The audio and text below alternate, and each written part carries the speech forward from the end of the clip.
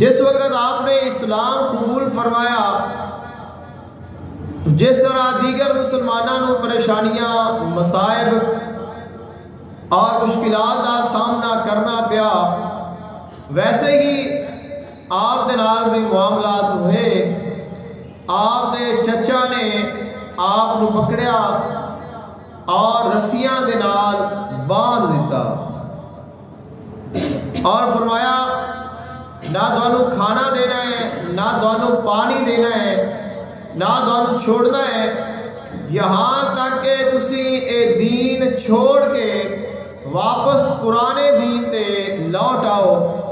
حضرت عثمان غنی رضی اللہ تعالی عنہ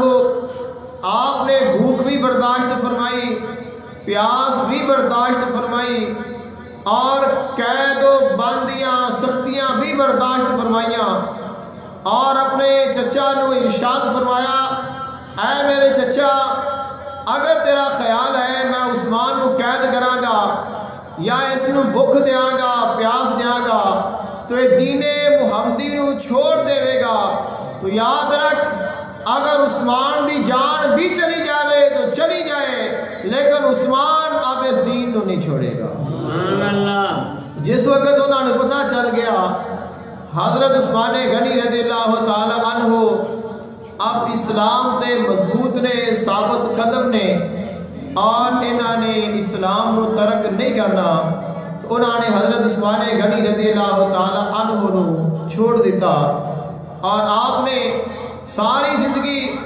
آقا علیہ السلام کی خدمت کیتی ہے اور آقا علیہ السلام نے غلامہ کی خدمت کیتی ہے